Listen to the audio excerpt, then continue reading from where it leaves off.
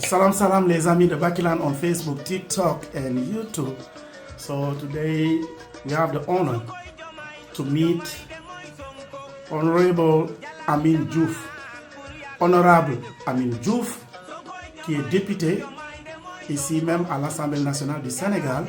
Il va se présenter parce que moi, c'est la première fois même que je le vois en personne, à part la télé. Donc je suis sûr que vous conviendrez avec moi que ça en vaut la peine de savoir qui il est. Donc, honorable, vous avez la parole. Thank you. Merci, frère Dominique.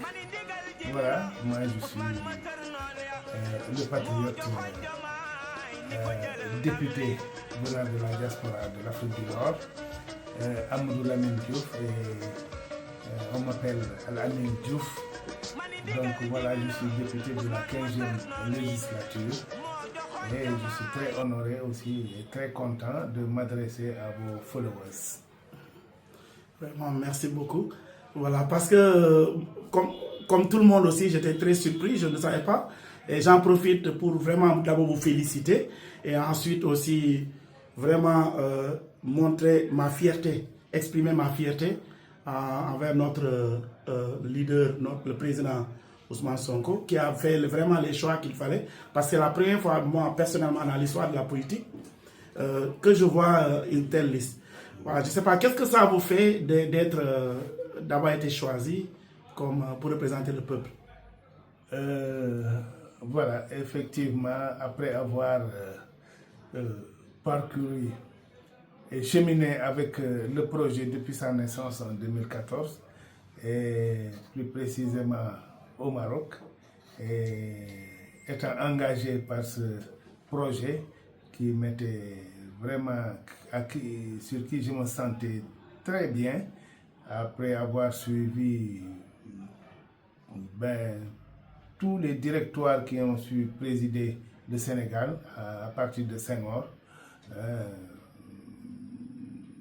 J'avais toujours un sentiment de crainte, un sentiment qu'il manquait quelque chose en ces présidences jusqu'à l'avènement de Pastef à sa naissance. Je me suis dit que voilà, le moment est arrivé et avec ce projet-là, le Sénégal pourra prospérer vraiment avec du patriotisme. Alors c'est ce qui m'a engagé dans le projet. Je me suis dit que en ce moment-là, j'avais des yeux déjà non-voyants.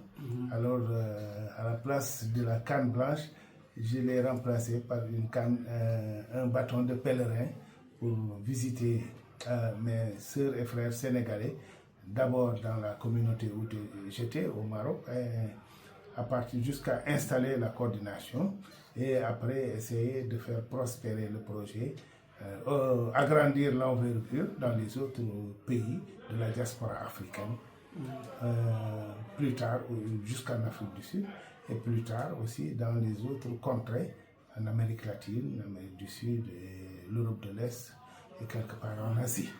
Donc il fallait faire cet éventail de prolifération même du projet chez les Sénégalais, où qu'ils soient dans la diaspora. Parce que j'avais l'intuition que faire prospérer le projet au niveau du Sénégal sera un peu difficile, mais avec l'engagement des Sénégalais de la diaspora, il y aura plus de tonus et ça pourra nous apporter beaucoup et nous amener du point A vers un point C, D, E. Pourquoi? Parce que tout Sénégalais qui se trouve dans la diaspora est un responsable de famille. Donc ils avaient l'opportunité vraiment d'orienter leur famille et de les sensibiliser à la cause.